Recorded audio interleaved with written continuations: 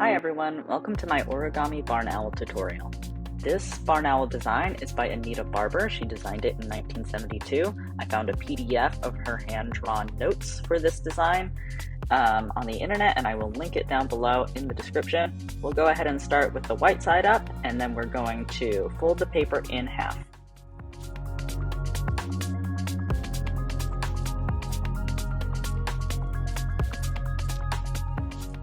Then we're going to fold in the two corners down to the bottom corner.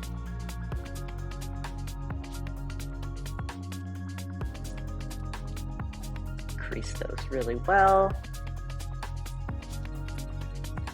These points end up being the owl's wings later on, so make sure they're nice and crisp. Next, we're going to do a rabbit fold. So we're not going to, crease all the way up to the edge there. We're only going to go about 3/4 of the way. So we'll bring in that side, crease only to the point where it intersects with the last fold. And then we'll make the rabbit from those two folds that intersect in that joint that's made there.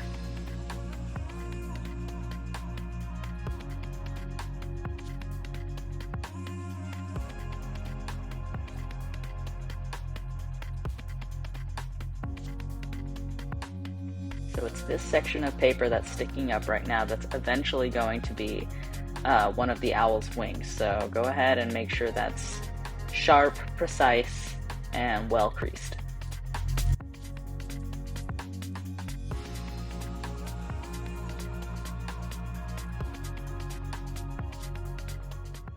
And we go ahead and fold that down.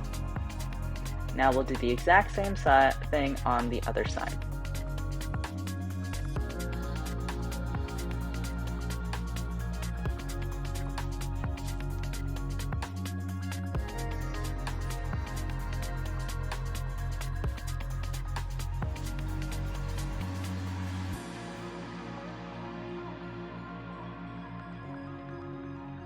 Now we have a shape that kind of mirrors like the beginning of a crane, but it's definitely not because we only have these two flaps on one side. Next, we're going to fold those up towards the top point, but leaving a little bit of space. I don't exactly know why Anita Barbour does this in her design. I haven't experimented with bringing the points of the wings all the way up to the top point, but I'm going to trust her on this and leave a little bit of space.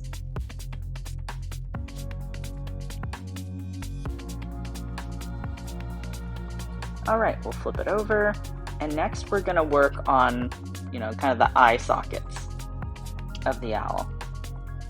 These are made from these outside edges, and the beak is going to be made from that top point. So we're going to fold in,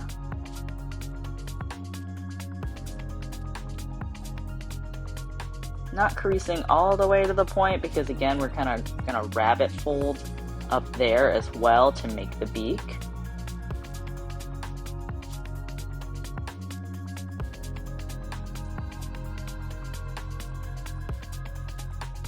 And we'll do the other side. Not quite folding all the way up. And then bringing together these two sides to form the beak there at the point.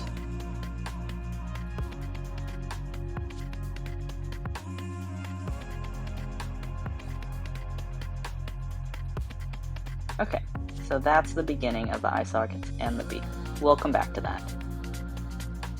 Next, we're going to be moving these outside points in. We're going to be folding them in towards the, kind of center of the owl, and this is going to become its body. And what will allow us to fold the wings outwards to the sides.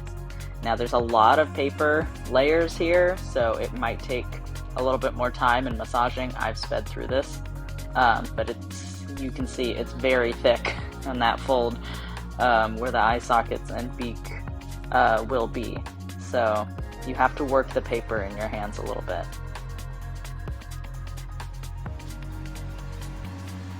And same thing on the other side.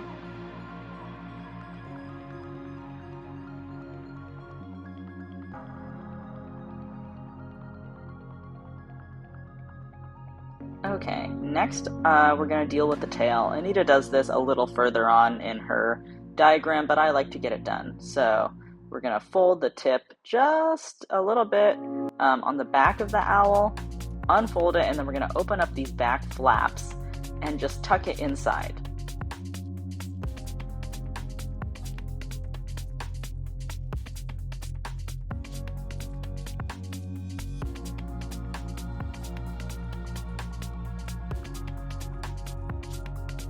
Okay, nice and hidden away.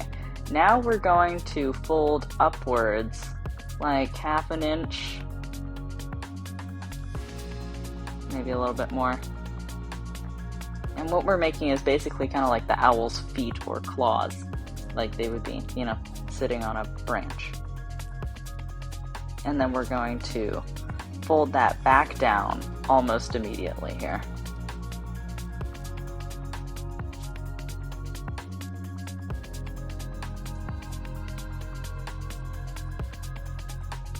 Okay, so when we turn it over, it kind of looks like it has little feet, or what you can imagine, or maybe like the back of its tail, something like that.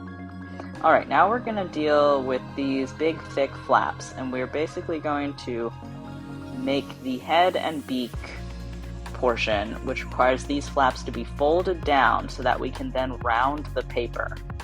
Again, there's a lot of paper here, it is very thick, so you're going to have to work it with your fingers and nails to actually get this paper to move. So you can see I've made a little crease here already, and now I'm going to work it in my hands and really apply a lot of pressure. Folding those two edges down allows us to bring down the head and the beak. And this just takes some time and massaging, so don't rush. There we go. You can see that kind of resembles the barn owl face, which comes down and is very gaunt. It has that big beak. Now we can bring the wings out to the side by kind of gently pulling, you know, over and down, and then creasing in the back. At the front, this new fold kind of appears once it's down, so go ahead and crease that as well. That's going to be important when we shape the wings. Go ahead and do that on the other side. Just kind of pull out and down so the wings are no longer above the owl's head.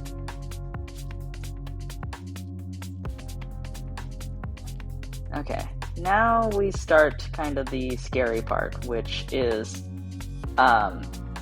shaping the wings so that they curve in towards the owl's body. We're going to make a crease on the back of the owl's wings with just this back layer. They're ultimately like two pieces of paper that you'll be moving. Kind of have to open the wing up like that, grab those two pieces that are together, and then we're going to make a new crease in the back, kind of like where its, you know, proverbial shoulder blades are.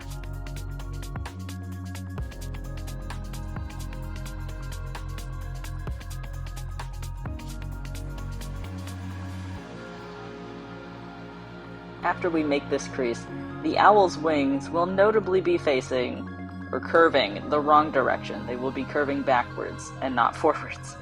Don't worry, we will fix that.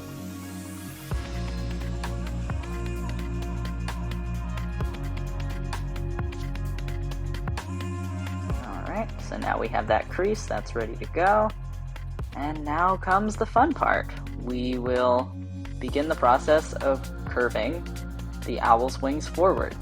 This requires patience and a gentle touch and courage.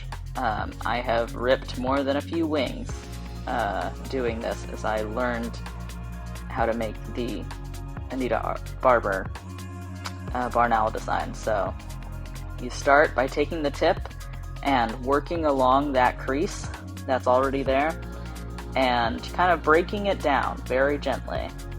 And we're just going to be turning it inside out. Very, very gently.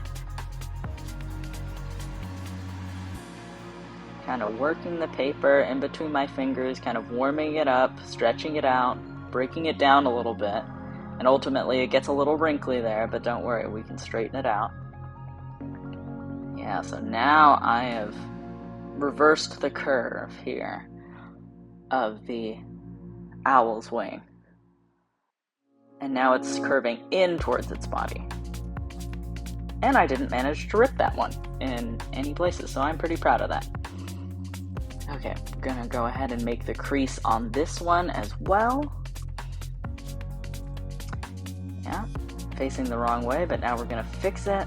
We'll turn the owl to the front, and we'll start breaking down that crease in the wing, getting the paper warmed up and comfortable enough that we can then pop it into the other direction. I might have torn a little bit on the back there, but who's looking? Alright, and that's your owl. You need to shape it a little bit more, but she's ready to go. Thanks for watching.